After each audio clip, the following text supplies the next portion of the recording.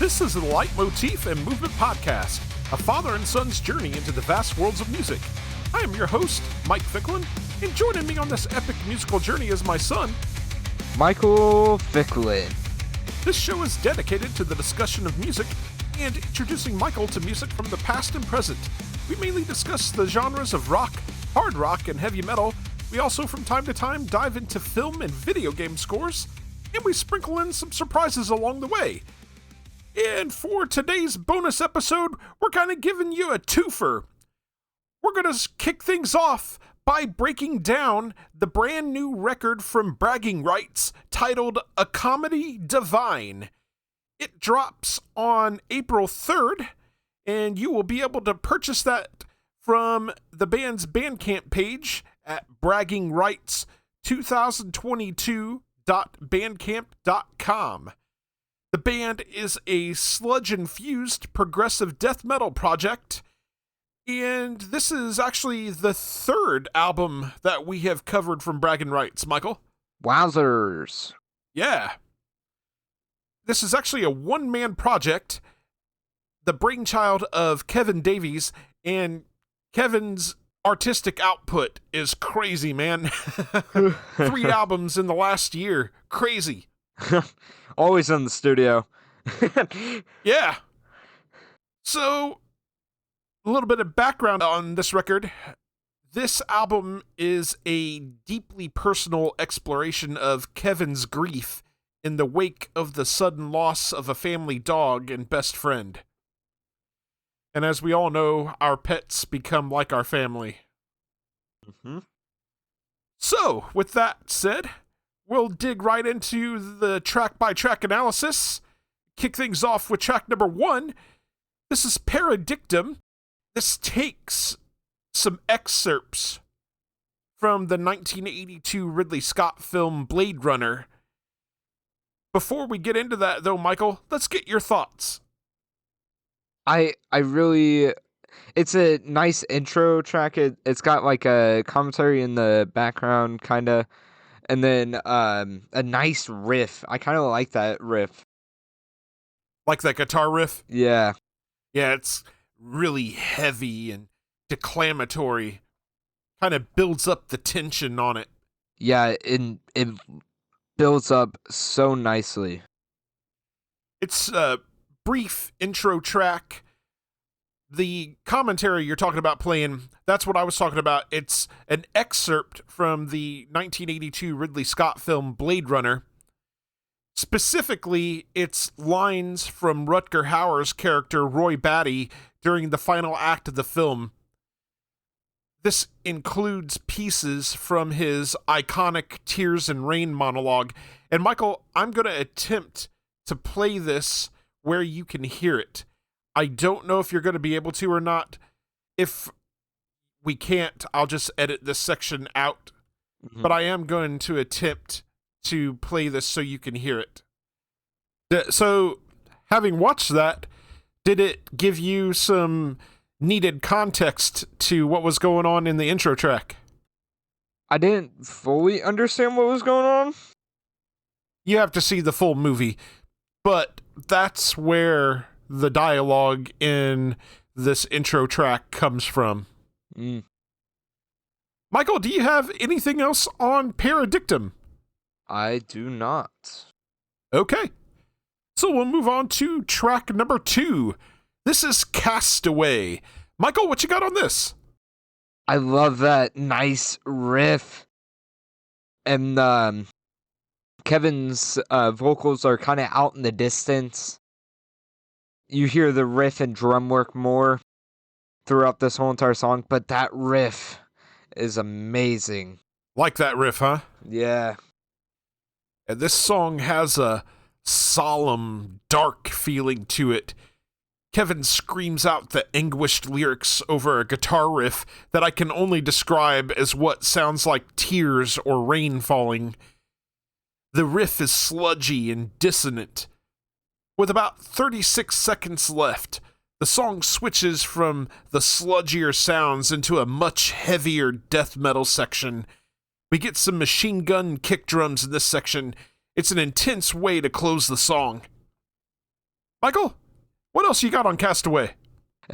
I gotta agree, it is an intense way to close out the song. Yeah, it is. It goes hard. And it comes out of nowhere, too. It really does. Just flips the switch. Hey, we need some death in here. Yes, we do. Bring it. Okay. We'll move on to track number 3. This is Brave One. Michael, what you got on this? Another blowing out the eardrums, face melted opening. But we can hear the vocals a bit more with this song. Or screaming vocals. Yeah, they're mixed out a little more out in front on this. Yes. It kind of seems like the guitar has taken the back seat on this song. A little bit. I just feel like the vocals are more mixed more in the front so that they're a little more present. Mm-hmm. And the opening of this song sounds like a guitar riff being played in reverse before we break into the song proper. This riff is sludgy and doom-laden. It almost reminds me of something that Mastodon might do. Around the 1 minute 5 second mark, the song shifts for around 20 seconds or so into something a bit more melodic and intense. It then shifts back to the main riff. Davy's blood-curdling anguish screams pour out over the sludgy riffs. I appreciate the sudden changes and shifts in the song. They add an element of complexity and keep you on your toes as a listener. Agreed. Michael, do you have anything else on Brave One? I do not. Okay. So we'll move on to track number 4. This is Everything for Me. Michael, what you got on this? Another right into it riff. There's no second of rest. It's kind of a... I don't know how to describe the opening riff. I think it's kind of hypnotic and sludgy as it opens up. I could agree. But I really like that. I like that change up. Yeah, it's interesting. Switches things up a little bit. And we're back into the screaming vocals. I was going to say, if you're looking for clean melodic vocals, you're not going to find that. Yep. This is all straight up death metal screaming. After that hypnotic, sludgy opening to the song, things open up a bit when we get into the chorus. In this section, we switch from this intense, dark wall of sound to something less dense. The drums go to the double kick, but the guitar work is more economical and melodic. This chorus section is some of my favorite musical moments on the record. It's fitting given the emotional and sad circumstances surrounding the creation of this record. Yeah. Michael, anything else on Everything for Me? Nope. Okay. So we'll move on to track number 5. This is See You In. Michael, what you got on this? This opening kind of reminds me of a song from the new Deftones record or from the Love record that we've covered. Oh, yeah? That riff just reminds me of something from those two. Any particular songs? I don't think I can name a song right off the top of my head because I haven't listened to those albums in probably a couple of months. So, I mean, I did re-listen to the Love record here recently. Yeah. But, I mean, just in general, the sound of those records, this song reminds you of the sound on those records? Okay. Fair enough. Do you agree? Actually, for me, I think this song kind of opens up with a really melodic and bluesy guitar riff. evokes feelings of the riff to Temple of the Dog's Say Hello to Heaven to me. There's no big, clean vocal performance a la Chris Cornell for this, though. Davies instead opts for a pained and sorrowful screaming approach.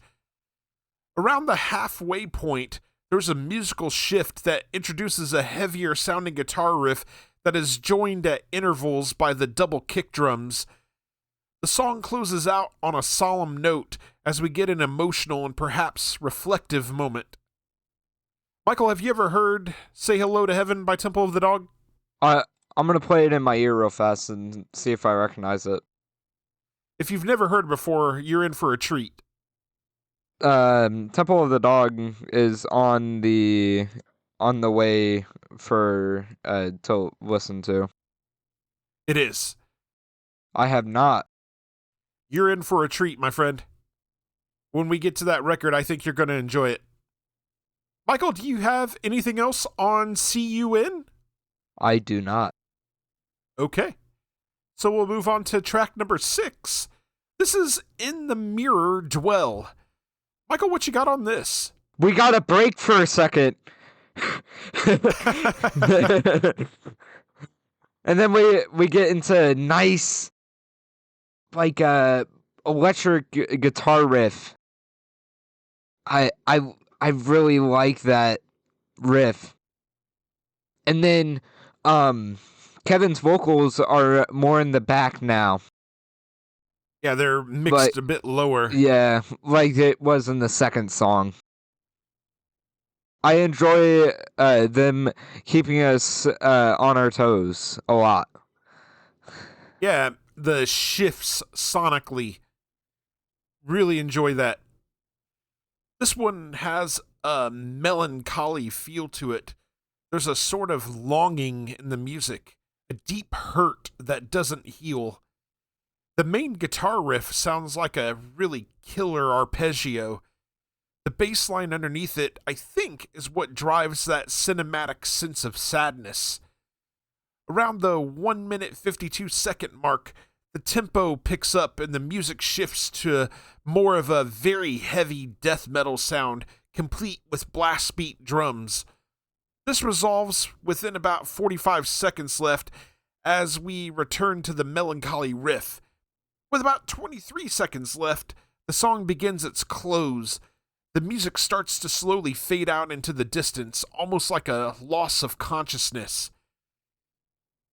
When I listened to the lyrics, and Kevin actually provided me the lyrics to the song, and the title of the song makes me think of the scene in Harry Potter. I think it's in the first Harry Potter film where he finds the mirror in the room of requirement that shows him what's in his heart, and he's staring in the mirror at his parents and stuff all the time. Do you remember what I'm talking about?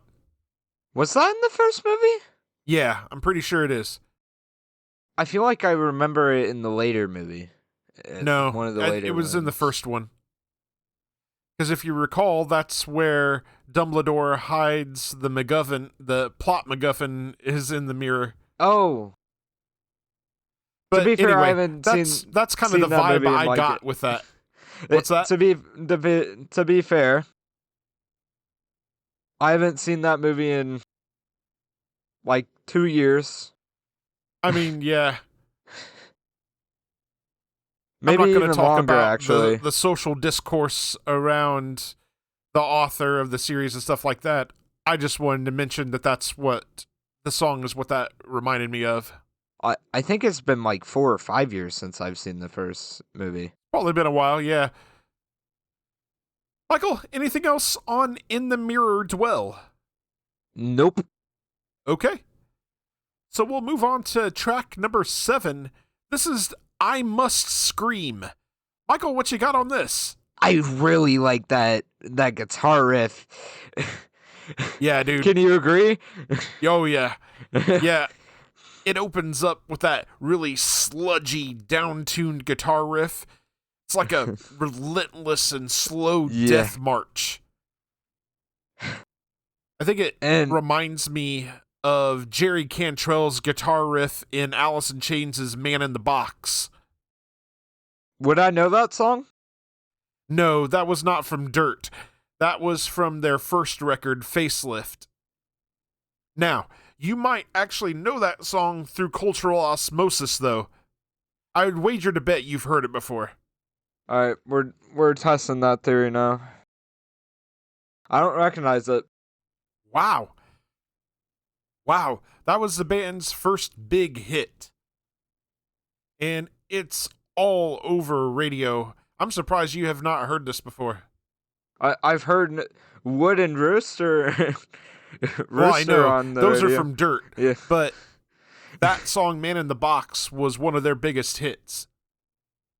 But do you see what I'm talking about? Or can you hear what I'm talking about as far as the riff being reminiscent? Yes. Yeah. But I really like Kevin's vocals. I think he does well. Yes, he does.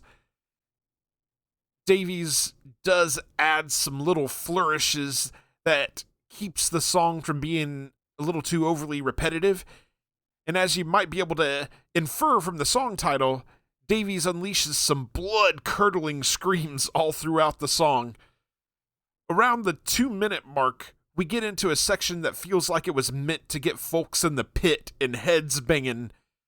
I will say that I'm not a huge fan of this song. It's okay.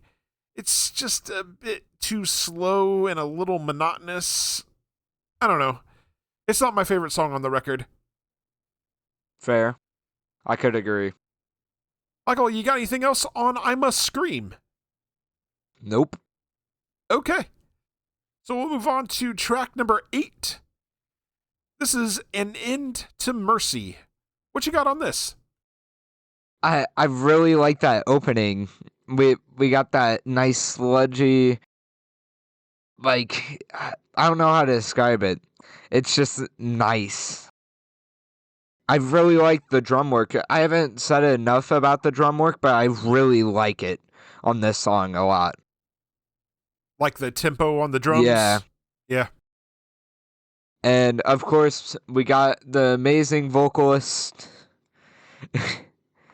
providing us with the screams of death. Yeah, this song opens up with another sludgy, dark, doom-laden riff. On the second way through the riff, the drums pick up a bit in tempo. Then we break into a new section as Davies' anguished screams come in. This section lasts the first verse before we return to the opening guitar riff. There's a very bleak and unsettling tone overall to the song, which is befitting of its title. Michael, anything else on An End to Mercy? I do not. Okay. So we'll move on to track number 9. This is Wish You Well. What you got on this? This is a nice hooky riff. Yeah, Gets you into it immediately. It really is. This, from me, is the start of a killer run through the end of the record. But amazing opening, lead-in, amazing. And it seems like the drums have kind of taken the back burner on this song. Maybe a little bit. There is a driving rhythm on the song that hooked me right away. Davies' screams take on a more heart-wrenching undertone. There's something deeply emotional about his delivery. During the chorus, we get a more open feel musically. Davies is economical with his notes, allowing the final note in the chorus riff to ring out. It's almost like taking a few moments to reflect before getting back to real life. In my opinion, this is one of the best tracks on the record, bar none. Michael, anything else on Wish You Well? I enjoy this song a lot, too. It's really good. All right, Michael, moving on to track number 10. This is Burden. What you got on this? Crazy switch up. All out on your ears. All out Right? on the face. Right? No more eardrums may remain. Comes in all guns blazing. uh, there shall not be a face remaining. Only skeletons. Burning you down. I really that riff, just everything just adds on to that, just the attacking feeling. It's right at you. Goes hard. Yes. Yeah, it's up-tempo, hard as hell. Around the 1 minute 20-second mark, the song takes an interesting turn. Things slow down a bit for a moment before getting into a section that sort of reminds me a bit of Tool. This section gives way to machine gun drums and a much darker, heavy guitar riff as the song comes to a close. This is another killer track on the record. Yeah, Another one of my couldn't. favorites. I do agree. It kind of does also remind me of Tool. Yeah, just the one particular section, but yes. Yeah. Michael, anything else on Burden? I do not. All right. Well, that'll take us to the final track on the record then. This is track 11, Cloud Catcher. Michael, what you got on this? Welcome to the ballad. Yep, if there was such a thing as a ballad on this record, I think this definitely qualifies. Yeah, the riff alone just can qualify it. Totally. It's so emotional. You can feel like everything coming out through that guitar. And Kevin is screaming out the vocals. And you can kind of tell there's a change in how he's presenting the screaming vocals. Put a little more emotion into it, right? Yeah.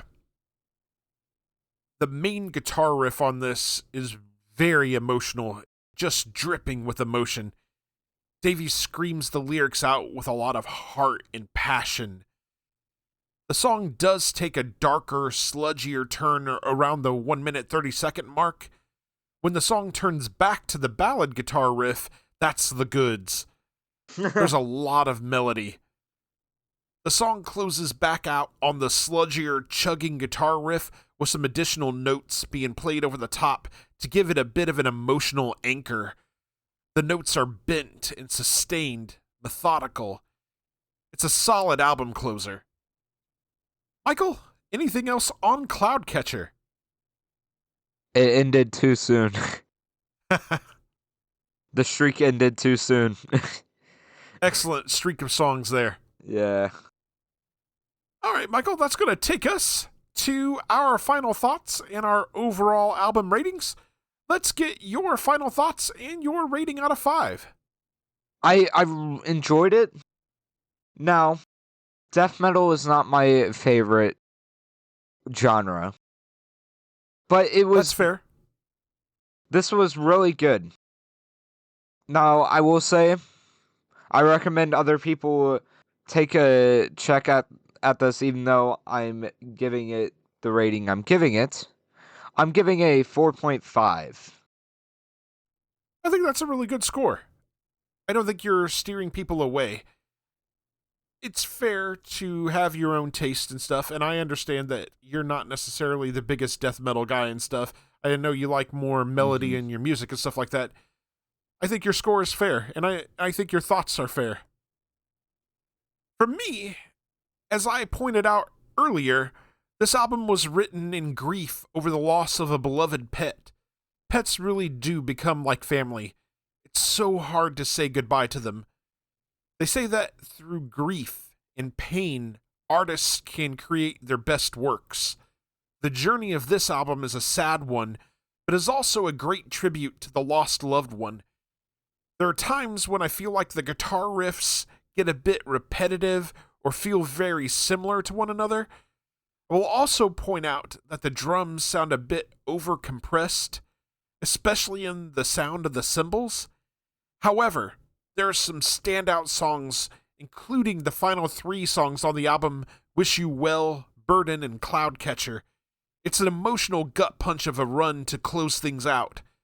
Overall, it is a very melancholic and dark album, but there is beauty to be found in the profound journey of grief.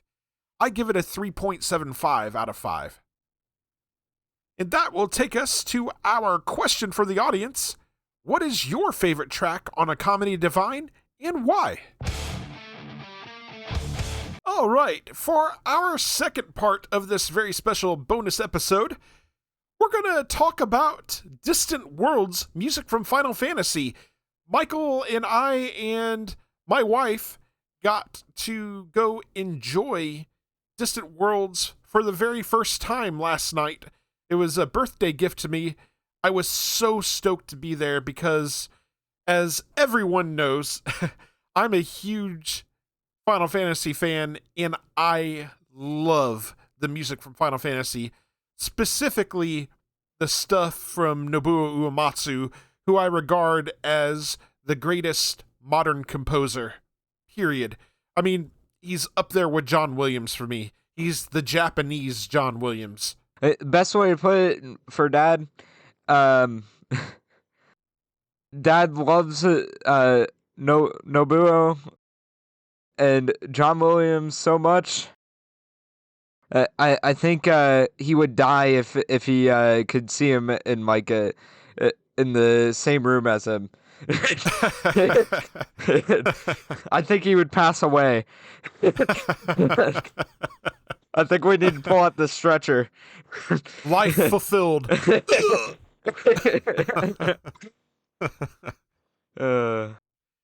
So, my wife, Michael's mom, doesn't particularly enjoy video games. However, she enjoys watching me play the Final Fantasy games. She thinks the artwork is beautiful. She does like some of the music and stuff, but she's not a video gamer. She was telling Michael last night while we were at the show that she hates it when I'm level grinding because she just wants to see the story beats. Fair. I was telling her that there's, YouTube videos out there with like, they just pull all of the cutscenes and make it into a big movie. Like, I think there's like a 10-hour video of Final Fantasy 12 out there. I don't want to know. You can go look that up and watch that. I don't want to know how long the Final Fantasy 14 stuff is. They have 5 DLCs. Yeah. Yep.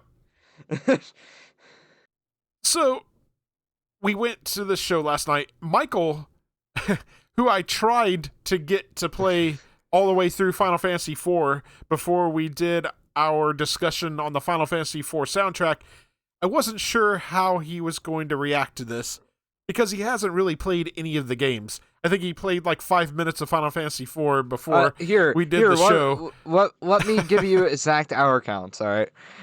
I don't need hour counts. I know you didn't get very far. That's all I need to know. All right. I know I played a decent amount. All right. So I have about 72 minutes on Final Fantasy 1. 2.2 hours on Final Fantasy 4, and about 117 minutes on Final Fantasy 7. Well, you've done a little bit more on Final Fantasy 7. And then me waiting 4.8 hours to install Final Fantasy 14. Yeah, let's come back to that here, because I know you weren't a big fan of the series. It's a much different type of game than what you like. Typically, you like the more action-packed, more action-oriented games. I like the more story-based games, unless I'm playing a sports game.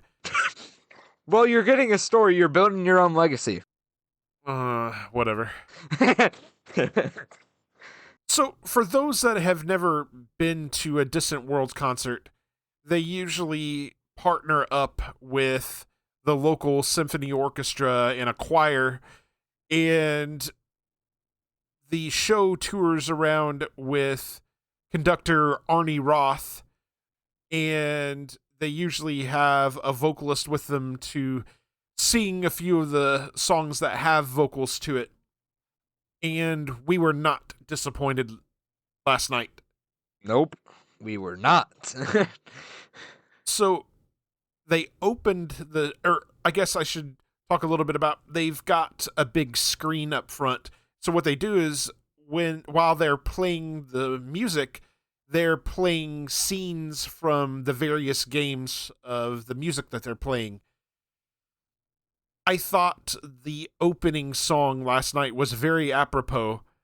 They played the very well-known Final Fantasy Prelude, and they showed scenes from every one of the Final Fantasy games while that song was playing, and I thought it was gorgeous. It's one of my favorite Final Fantasy pieces. I was getting teary-eyed. You got a little teary-eyed? Is that what you said? That isn't a joke either. It was gorgeous. Absolutely gorgeous. I think Michael can confirm. I literally sat the whole 2 hours at Distant Worlds with a smile spread across my face a mile wide. I couldn't hide it if I tried. I was locked in. After they did the prelude, Arnie Roth did a little bit of an introduction to the show and, welcoming everybody and kind of getting everybody prepared for what they were in for the evening. And then they played Liberi Fatali from Final Fantasy VIII, which is the game's opening track. As soon as you start a new game on Final Fantasy VIII, it plays that song, and did that come first? That was the first song right after the prelude. At first. No. Okay. So they actually played the entire opening cinema to Final Fantasy VIII while they were playing the song, which was awesome. Mom mentioned that was one of her favorite songs that they played. Michael, how are you feeling about that song, out of curiosity? I liked all of it. Yeah. There's definitely some standout songs that are definitely gonna come up. Yeah, I mean, we don't have to get into we don't have to do like a deep dive track by track. I was just gonna mention the songs that they played. Mm-hmm. And, stop me if you've got something to say, okay? All right. So after they did Liberi Fatali, they played the victory theme, which was awesome. They had the choir involved with that and everything. It was awesome. And I think that's a song that everybody knows. Even if you're not a Final Fantasy fan, you know that victory theme. You've probably picked it up somewhere. Between that and Prelude. That too. That too. Those are the big two things. Then they got into some Final Fantasy IV. They played the Battle with the Four Fiends. I love that song. I love the Final Fantasy IV soundtrack, as evidenced by the fact that was the first Final Fantasy soundtrack we covered for the show. Do you remember covering that song on the show, Michael? I do.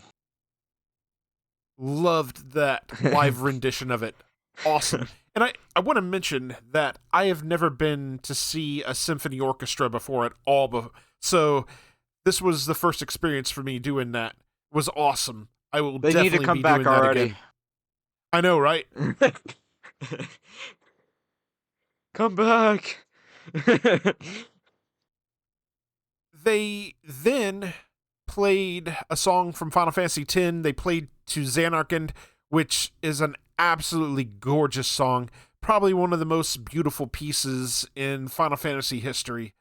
I love that song so much. And that one caught my wife's attention as well. Really pretty song. That piano opening to that song is absolutely iconic. Beautiful piece. Yes. Then they went on a run of Final Fantasy XIV songs, which got the crowd hyped. I keep forgetting how massively popular Final Fantasy XIV is. Yeah, it's like one of the most popular MMOs. I know, and I keep forgetting about it because I don't play the Final Fantasy MMOs. It's a me thing. I like when I have time to play a game to play whenever I want to play on my time. I don't want to have to rely on someone else. And I can make an exact argument with you. From my understanding, they don't have resets. No, I know. And I've heard that you can solo through most of Final Fantasy XIV. I just haven't been able to bring myself to it. Part of the reason why is I did give Final Fantasy XI a try at one point, and I found it too slow and grindy, which my understanding, that's how MMOs are. And if that's the way it is, then I don't know. I may give it a shot. I know you have been trying to convince me to play 14 with you. Maybe I'll give it a shot with you. I will force you. I will get on your computer. I will find a way to get on your computer, log into Steam, and install it. So yeah, I think this is probably a good point to mention this. This show actually made Michael fall in love with the Final Fantasy series, so much so to the point that he came right home from the show and installed Final Fantasy XIV on his computer. It may have taken forever, but that was partly because my computer kept on trying to go into sleep mode. and for some reason, the launcher for Final Fantasy XIV did not like that. And it kept on crashing. So I didn't get it installed until the day that we are recording this show. It is what it is. At least it got installed, right? Yeah. I dislike that it has its own launcher. Could be worse. So, the songs that they played from Final Fantasy XIV, they played Songs of Salt and Suffering. That one got a huge round of applause. I like that one. They played Tomorrow and Tomorrow. Also like that one. They played Flow, and they played The Final Day. And folks are going to have to forgive me because I can't remember for sure which specific songs, but they brought out the phenomenal Amanda Aiken to sing a couple of these songs. I think it absolutely terrific. I think it was for Tomorrow and Flow. Okay, so Tomorrow and Flow were the songs you think? Yes, because I don't think she stayed out for The Final Day. And the more I think about The Final Day, I don't think it was meant for vocals. She was absolutely terrific. So much so that my wife fell in love with her. She's got a gorgeous voice. My wife fell in love with her. We had stood in the merch line before the show started, and I was going because I wanted to get a bunch of soundtrack albums because I've never owned any of the Final Fantasy soundtrack albums in physical form. And I had asked her if she wanted anything like a t-shirt or anything, and she didn't want anything until she saw the show. And Amanda Aiken has a EP out that they were selling at the show, and so we got in line after the show and purchased that EP for my wife. And yeah, absolutely gorgeous. What did you think of her, Michael? Amazing vocalist. I thought the choir that they had on the show was phenomenal also. They were on their game. Everybody was. I was going to say, yeah, the symphony orchestra was phenomenal. I mean, they were all peak last night. Hey, he's using relevant terms. They closed out the first part of the show with a chocobo medley, which was a lot of fun. It was a lot of fun. It got the crowd chuckling and oohing and awing and stuff, especially at the beginning when they were showing the newborn chocobos. Definitely it had the crowd into it. Big switch up. Yep. Especially going from that really heavy, the final day from Final Fantasy XIV into that Chocobo medley. So after Chocobo medley, they took a little bit of a break, a little intermission, probably lasted about 10 minutes or so. Mm-hmm. And then they got into the second part of the show, opened that up with a bit of a battle medley where they played Final Fantasy V's Battle on the Big Bridge, which I was in hog heaven over because that is one of my all-time favorite Nobuo Uematsu pieces. It is such a fun song. If there was ever a prog rock song in Final Fantasy, Battle on the Big Bridge is it. Then they mixed in Let the Battles Begin from Final Fantasy VII and Fight with Seymour from Final Fantasy X. Absolutely fantastic. A lot of fun, that. Then they went into Final Fantasy IX's You're Not Alone, which is another really pretty song. Gorgeous song.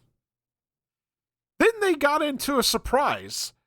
They played Final Fantasy XIII's Blinded by Light, which I was thrilled with. That's one of my favorite songs on the Final Fantasy XIII soundtrack. It's, if you're not familiar, it's the main battle theme from Final Fantasy XIII. Such a fun song. Then they played, and I'm probably not going to pronounce this right, I believe it's Valse de Fantastica from Final Fantasy XV. Another one of the most recognizable songs. That sounded pretty close. Okay. It's one of the most recognizable songs from the soundtrack. I think almost everybody that knows Final Fantasy XV knows that song. It's a fun, it's kind of like a waltz almost. Michael, I think you mentioned to me that you do that song, right? No, I recognize the game. Okay. I was just calling out games I recognize. Okay. You recognize the bros with their car? I recognize the Western themed and definitely the characters. Because that did come out in on the PS4. Yeah, well, I remember you playing it. It's only that one section of the game where they're in the desert. There's a lot of other scenery to be found in the game. But you got stuck there. Well, that's a part of the story. So then they closed out the second set with a run of Final Fantasy XVI songs. They played Away, Ascension, My Star, which they brought Amanda Aiken back out for to sing on. She was awesome. Mm-hmm. Absolutely gorgeous. And then they finished off their Final Fantasy XVI run with Find the Flame. At that point, Michael is asking me about Final Fantasy XVI. Can you tell me a little bit about what's going on? Like, no, because that would be spoiling the game, and if you ever want to play it, I don't want to spoil it. So you're just going to have to play the game. And then I almost performed a Batman beatdown on him. And then they surprised me because I figured that the show was over after Find the Flame. They came out and did one more song. They closed, or I'm sorry, I skipped one. After Find the Flame, they started playing credits up on the screen and were playing the main theme from Final Fantasy, which was awesome. That's another one of those really iconic songs. Form of it, much like the prelude, appears in every Final Fantasy game. It's a really pretty song. Another one of those songs that brings tears to my eyes when I hear it. Really great song. And then they went off, or at least Arnie Roth went off stage. Did he go off? Yep, he went off stage for a moment and then came back, and they played their encore, which was One Winged Angel from Final Fantasy VII. and Arnie decided to engage the audience and have a little bit of audience participation, singing Sephiroth at points in the song, which, of course, everybody that knows One Winged Angel knows that song, and they know when to chant Sephiroth. It was awesome. It was a really cool experience. And we got taught, well, I already knew dynamics, but the rest of the crowd got taught dynamics. Yep. Pretty cool. It was an awesome way to close out the show. I thoroughly enjoyed my time at Distant Worlds. I'm so happy it finally came to town. I finally got a chance to go see it. I would go see it 100 more times if they came into town that many times. As I put it, I found a new staple to go to.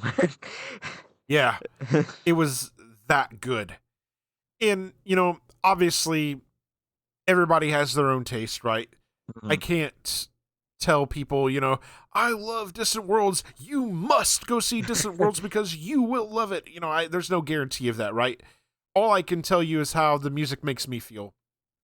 I have long had a love affair with Final Fantasy and the music of Nobuo Uematsu in particular. Tell you about having affairs. The music of the Final Fantasy series moves me. It moves my soul. It sings to my heart, and it makes me tear up when I think about certain songs. It's such an amazing journey. I've told Michael before that you can't sit down and play a Final Fantasy game and not listen to the music. Yep, we had that conversation today. You don't do it. You do not do it. You have to listen to the music because it's a part of the experience. Absolutely amazing show. Yes. Definitely would see if they see it again if they got close. And we created a new Final Fantasy fan in Michael. So I already appreciated the music. Michael, do you have anything that you would like to input? Play Final Fantasy. Appreciate the music. Or at the very least, let the games take you on a journey. Or at the very least, if you're not a game player, listen to the music. 100%. Listen to the music. Bleep now. If I could change something, I really would have liked to have heard them play the song. It's titled Memory del Stono, Distant Worlds. I love that song so much. What is it from? I'm sorry, I'm gonna re-say the title because it's Memoro della Stono, Distant Worlds, and it's from Final Fantasy XI. I knew it was a track from 11, but I always get Answers and this song confused with one another for some reason. Answers is from Final Fantasy XIV. But I would have loved to have heard them play that song, and I think Amanda Aiken would have killed it. But all that aside, it was a phenomenal show. I would totally go see it again. Agreed. Great evening. Yes. All right, Michael. Anything else? Play Final Fantasy or listen to the music from it. 100%. And then get back with us and tell us what you thought. Or you're an uncultured. Yeah, let us know what your favorite Final Fantasy songs are. I would love to hear about what our listeners like. I would love to have that conversation. Michael, what was your favorite song from the evening? I think it's Songs of Salt and Suffering from Final Fantasy 14. Yeah, good song. Really good song. It's from a DLC. I didn't catch exactly which DLC it was from, but I don't feel like digging that out. I got 5 DLCs and like probably thousands of pieces for Final Fantasy 14. I just loved the whole show. I don't think I could pick a single favorite. Everything they did was outstanding.